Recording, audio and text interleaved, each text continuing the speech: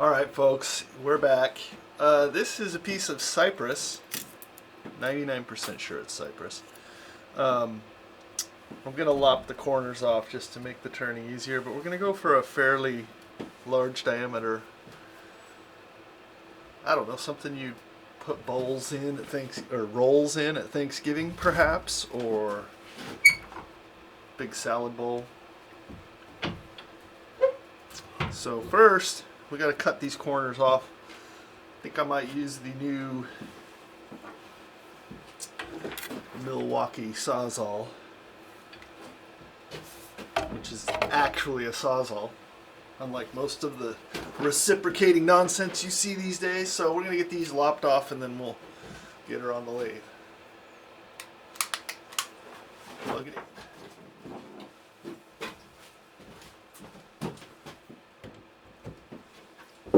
Obviously new to me anyway.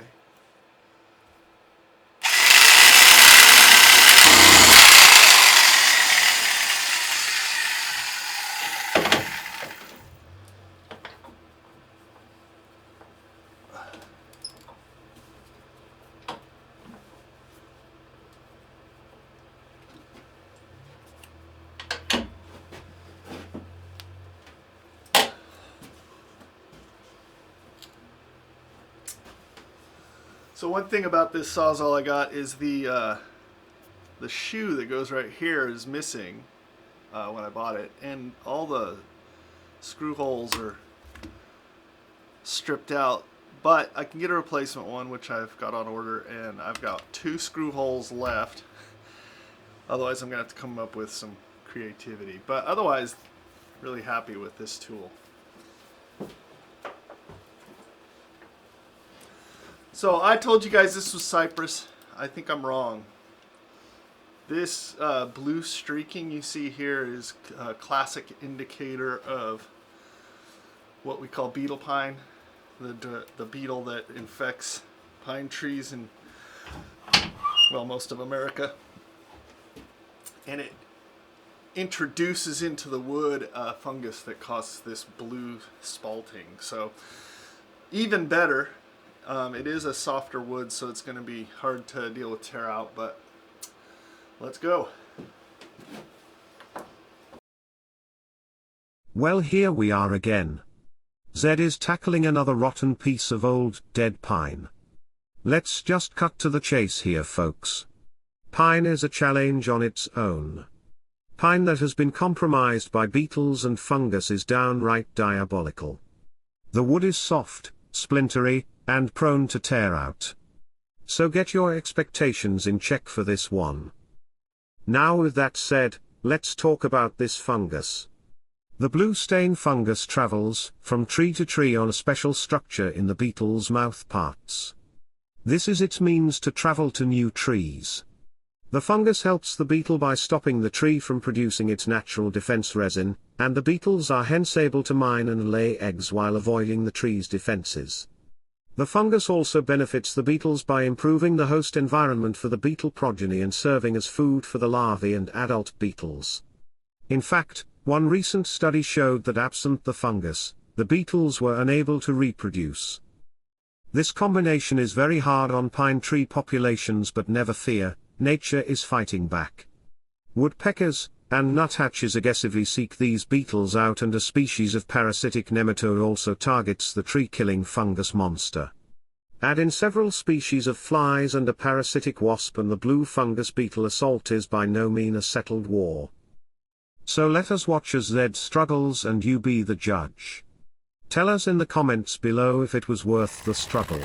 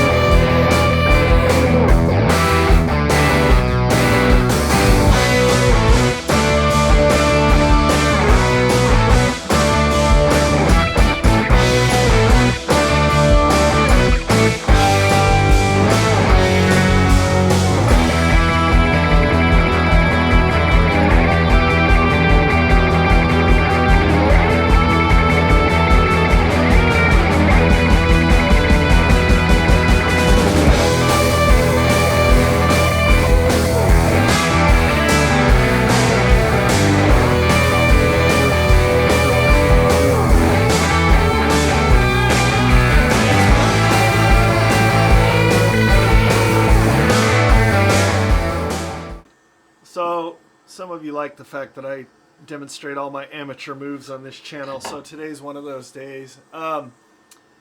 Anytime you take a piece off of a chuck and put it back on, it's really hard to get it centered again. So you can see now I have a wobble. So what that means is I'm just gonna have to reshape this and then not take it off till I'm ready to just finish the bottom.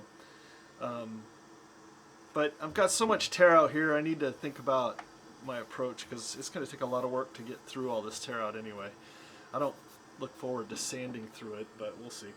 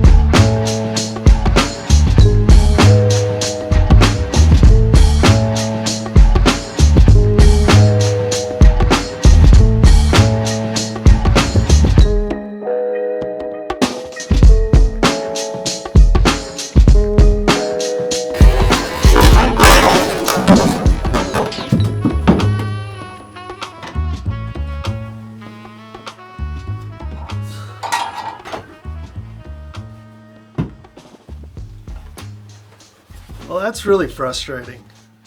My wire burn failed here. This wood is very splintery and it's compromised by all this spalting. So, yeah, see, look, I just popped another one.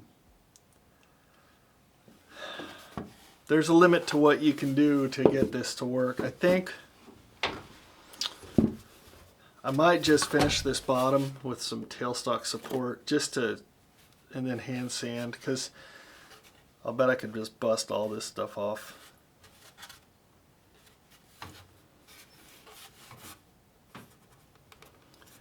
I might just die grind it just to leave the blemish as sort of a homage to my mistakes, or I don't know if I would call this a mistake. It's really challenging to get this spalting without having compromised wood. So in hindsight, maybe I should have left it thicker up here. Anyway, I think I'm gonna just tailstock support it and get this sanded down, and then I can think about what I want to do with that. Although losing the tenon takes away my ability to fix this, so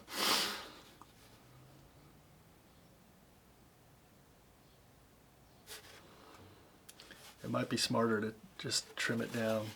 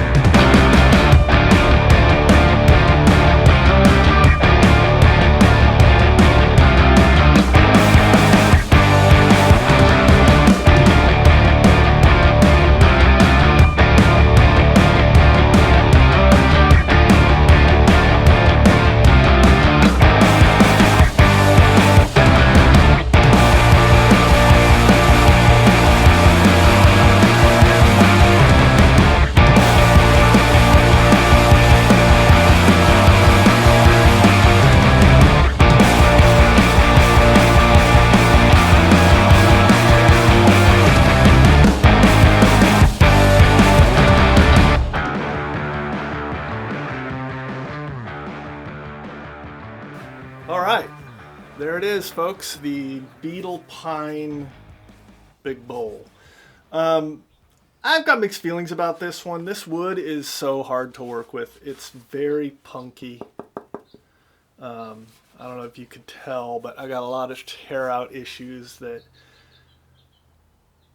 I mean, I did a pretty good job, but not perfect. The loss of that tenon, it's a common thing with this stuff. The wood is so soft. I mean, I've got a couple spots here where I've got a dent when it came off the lathe, and I don't want to go back and completely return it because I'm running out of thickness. So it is what it is. That said, really pretty spalting.